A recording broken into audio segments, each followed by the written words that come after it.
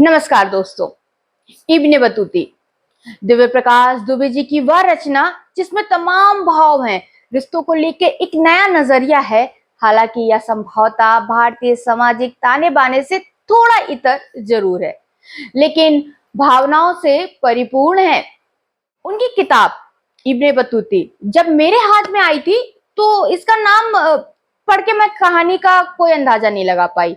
और सच है कि किताब के शीर्षक से आप इसकी कहानी का कोई अंदाजा नहीं लगा सकते हैं।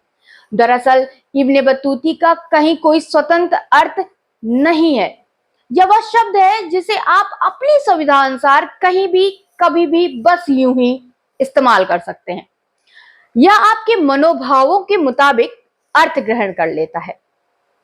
तो इब्ने बतूती कहानी है एक माँ और बेटे की।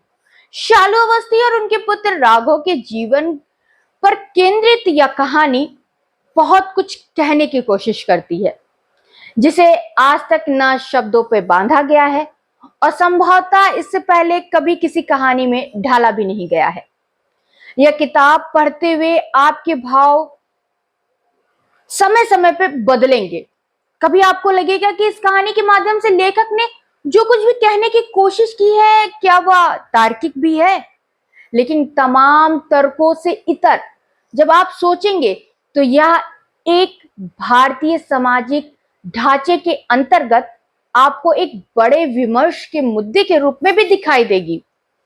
यह कहानी आपको सोचने पे मजबूर करेगी कि किसी के जीवन का फैसला करने वाला समाज या कथित उसके ठेकेदार कौन होते हैं। आखिर सबको अपने हिस्से की जिंदगी जीने का हक है और इसमें गलती क्या है।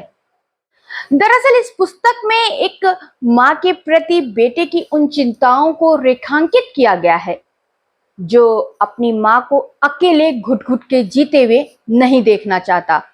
पिता के मृत्यु के उपरांत माँ का संघर्ष और उसके अकेलेपन को बेटा महसूस करता है और चाहता है कि उसकी माँ की जिंदगी में फिर से खुशियां लौट आए।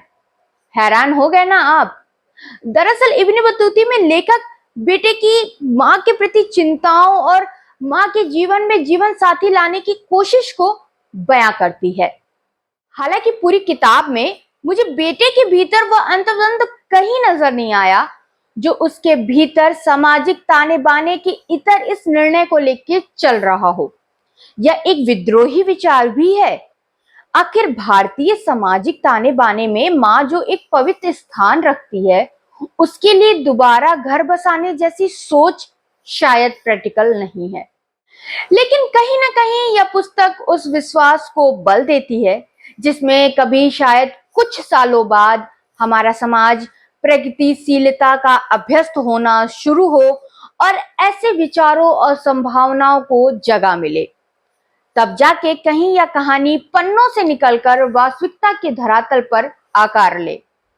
लेकिन अपनी माँ के प्रति किसी भी बेटे का इस तरह का निर्णय एक बड़ा अंतर्द्वंद मांगती है, क्योंकि पीढ़ियों से जो सामाजिक ताने बाने की परत मन में जमी हुई है वह आसानी से कहाँ जाती है। लेखक ने बड़े ही सपाट ढंग से इसे अनदेखा किया है, जो इस तरह की कहानियों को स्थापित करने के लिए जरूरी विषय है। दिव्य प्रकाश दुबे जी की यह किताब आपको बांधे रखेगी और कई मौके ऐसे आएंगे जब भावनाओं का ज्वार आपके आंखों को गीला कर देगा और आपको झकझोर देगी। किताब ने कई प्रश्न छोड़े हैं जिसका उत्तर हमें और आपको ढूंढना है। मेरा आग्रह है कि इस किताब को एक बार जरूर पढ़ें। एक नए नजरिए से न सिर्फ आप रूबरू होंगे बल्कि जिंदगी में प्यार की अहमियत को भी समझेंगे। धन्यवाद।